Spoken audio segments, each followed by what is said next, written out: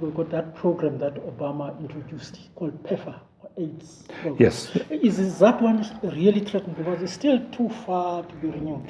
That's right. PEPFAR, which has been gradually withdrawn from South Africa because we're a middle-income country which should be able to pay for inexpensive pharmaceutical products.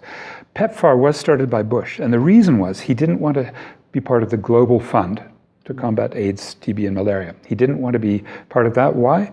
Because George W. Bush, the president from 2000 to 2008, wanted big pharmaceutical companies to get profits from branded medicines, and the Global Fund of the United Nations wanted generic medicines. And that's why they set up PEPFAR. But then the pressure from all the activists increased, Treatment Action Campaign and their allies internationally, and they said, actually, we'll have to bring PEPFAR money to South Africa to very good programs, very, very good hospitals, so that they can buy generics. And then Obama began to withdraw them. And that was in 2011, 12, 13. And when he withdrew them, some of the best projects in this country, like McCord Hospital in Durban, it's one of the great AIDS treatment sites, had to shut down, completely shut down. Terrible, right? Plenty of other disasters when you get too dependent on USAID, on PEPFAR, on the gifts from the United States. They give you gifts, as any aid agency will do, not to solve problems, but to suck you into their orbit of power. Donald Trump doesn't seem to want to have too many friends. He doesn't like the UN. He doesn't care if you vote against him. He's probably going to try to disempower the UN every chance he gets. He's not an internationalist in that neoliberal tradition. But he is a New York bully boy, so we can expect very blunt imperialist activity in Africa. Blunt and nasty.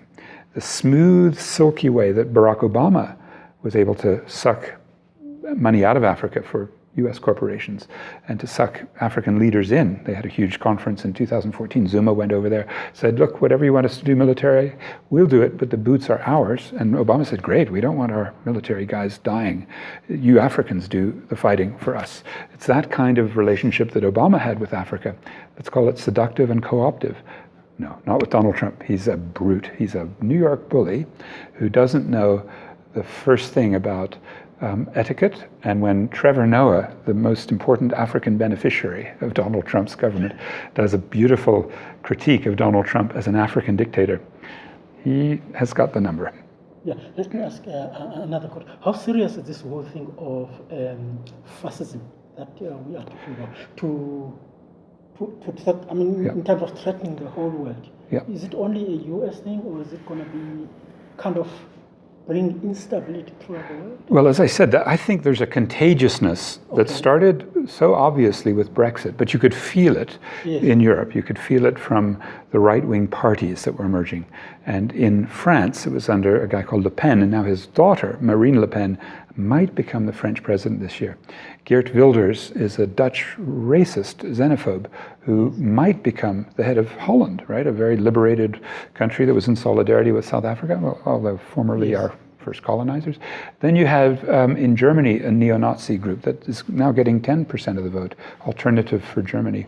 In Italy, there's similar tendencies. In Greece, there's a fascist group. In Austria, the fascists got 48% of the vote, nearly becoming president a few months ago. Yes, it's a very dangerous phenomenon, which reflects what I would call a failure of neoliberal globalization, because it benefited the 1%, and you have this huge alienated group of people, like the people who voted for Donald Trump, who think that the answer is in right-wing populism, and if it's right-wing racist, sexist, Islamophobic, xenophobic, homophobic, then you've got Donald Trump, who now is the head of the United States government, and you've got big corporations. And that's the formula: right-wing culture, state power, corporate power. That's what Nazism was. That's what Mussolini did.